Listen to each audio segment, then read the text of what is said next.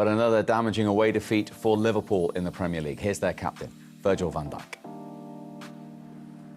Well, Virgil, there was a sliding doors moment in that game when you had the ball in the net. Obviously, it didn't stand. As you stand here now, do you look back at that, or do you reflect more on how Liverpool played today?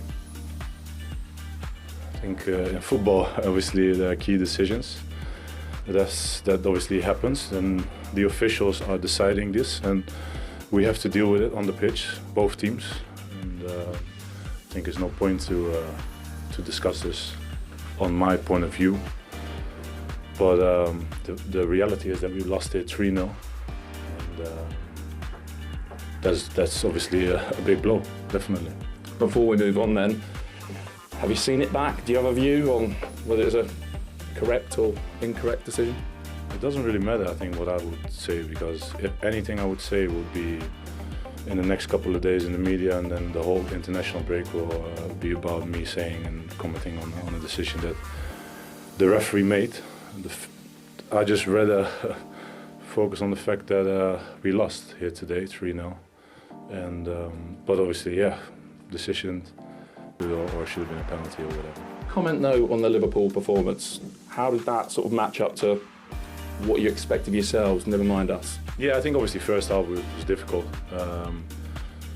You know, I think the way they were much more comfortable on the ball in terms of creating an extra overload in the back with Bernardo dropping a lot, and it was difficult obviously for our front guys to get the pressure on them. But I still don't think there was a lot of, you know, danger. Obviously Doku played a fantastic game, so it was difficult for Connor at times in the 1v1, but obviously still think we weren't much in trouble.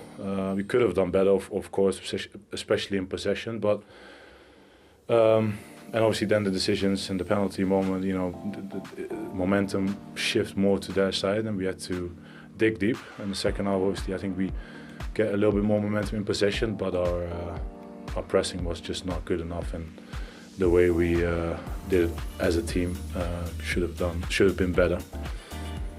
But like I said before the game, it's finding consistency and keep going. And but this obviously losing hurts always, like it should be. That's each and every one of us.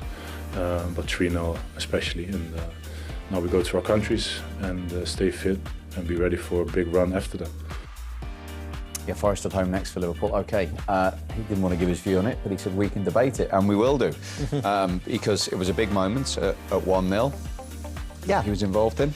Yeah, it was. I mean, I said my piece at half-time. I thought this was a really poor decision. I think the goalkeeper has got a totally clear view as Virgil van Dijk heads the ball.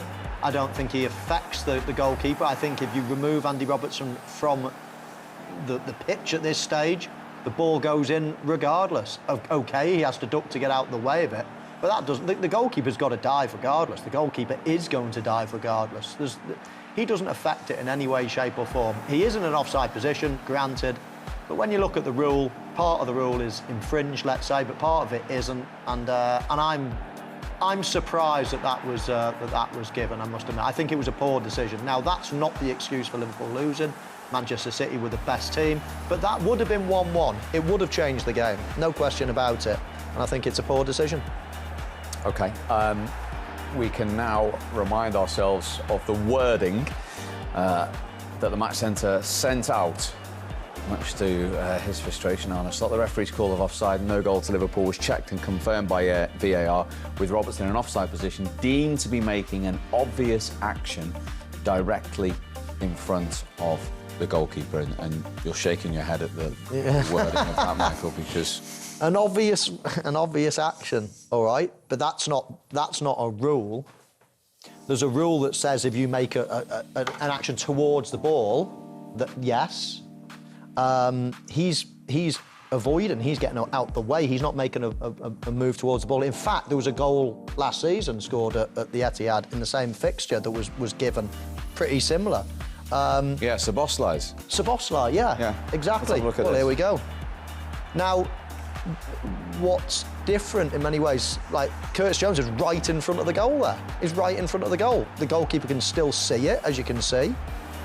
Now, he's sort of... If anything, he's further away from the goalkeeper there, isn't he? Exactly, yeah. I mean, this goal is given, and of course, you know, all of these goals are down to interpretation, and we can all argue different ways, but, you know, as I say, you take Robertson out, that goal goes in, that one there, Szoboszlai, that goes in anyway, without him, as long as he's not interfering with the line of sight, I think that should be a goal. And it's exactly the same today with Andy Robertson. He's not interfering at all with that goal. It goes in without him being there. I think it's a really poor decision. OK, let's go to the Etihad, see if Robbie Fowler agrees with you, because, of course, he's been there all day for us. I mean, what did you think initially, Rob, in the ground, live? Oh, I thought it was a goal, and I still do. I think I've seen more replays now to make me think that it's... I mean, Liverpool will be getting an apology from the PGMOL. Obviously, the wording on the phrase that the VAR come out with was he's directly in front of the goalkeeper, or direct. He's not in front of the goalkeeper, so he's not directly in front. So whether it's an obvious action from Robertson to duck or whatever, he's not in front of the goalkeeper when he heads the ball, so he's not directly in front of him. So Liverpool will be getting an apology, because I think that's an atrocious decision. But Michael's spot on. I mean, look, let's take not away from City. City were by far the better team, but that could have changed the game. That could have changed the fortune for Liverpool.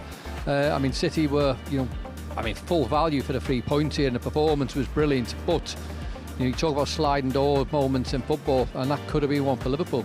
Yeah, OK, but you're right, they didn't come up with much in the second half. 4 successive away defeats in the Premier League. The last time that happened was 13.5 years ago. Bigger picture for Liverpool. They're struggling to find this consistency, aren't they?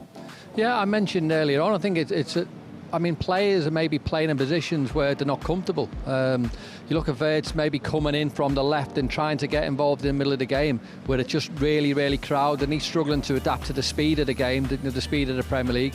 But for me, I think it's just a case of square pegs and round holes for Liverpool at the minute. I think even the subs, that obviously Arne Slot change, were taking off the forward and putting on maybe a false 9. Ironically, there was a number of balls came into the box where you'd expect one of your forwards to maybe have a few tap-ins, but that was gone once the forward's gone, because they're playing with a false 9, and again the numbers coming in from the outside. I think Liverpool's play was a little bit predictable, and it has done for a number of times this year, whereas whoever plays on the left or whoever plays on the right, obviously being Salah, he cut inside and are trying to find a pass. With City, you've got a crowd in there, so there's no room for any passes, there's no room for any players to go through. So therefore, you look at Doku's performance at Manchester City, where he's not afraid to go down the side. I know predominantly he wants to come inside, but he can go on the outside. Whereas Liverpool were lacking that, was when the ball does go to them, they want to cut inside, and it's hard. I mean, Michael will tell you, it's hard for a striker trying to read passes into areas of the pitch when it's coming from the left-hand side, from a right-footed player. It's hard to sort of make that run. But if you've got like a left-footed player getting to the byline, or a right-footed player getting to the byline, it's meat and drink for a forward, and 9 times out of 10 where the ball's going to be. That's what Liverpool are lacking at the minute. I think they are very, very predictable. Thanks for your efforts, Rob. Thank you as always. That is the opinion of Robbie Fowler and indeed Michael Owen on the disallowed goal. Here is the Liverpool manager, Arne Slot. Give us your view then on that influential moment, as you put it. Yeah, it's difficult for me to give my view about it. I think it's obvious and clear that the wrong decision has been made, at least in my opinion. Sorry, Arne, why do you think that?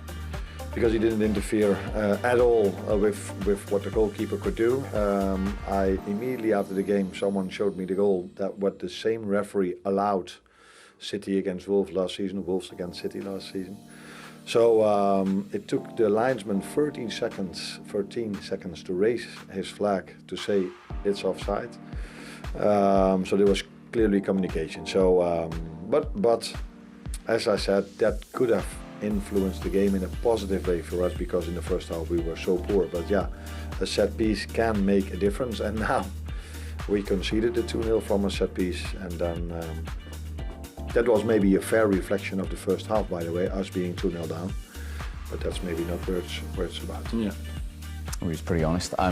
Robbie Fowler alluding to the law there. Let's remind you of, just a few key words in the law in terms of Law 11, the offside law. The last sentence there, making an obvious action which clearly impacts on the ability of an opponent to to play the ball, and that is what you're contesting, the wording of that. Yeah, it doesn't, does it? It doesn't impact the ability of the goalkeeper in this situation to play the ball. He doesn't impact it at all. He's not blocking his view, he's not blocking his dive, he's not... There is nothing that he's doing that's impacting it. So I think, you know, you've got a Manchester City fan, you've got a neutral, you've got myself, you've got Robbie Fowler, you've got...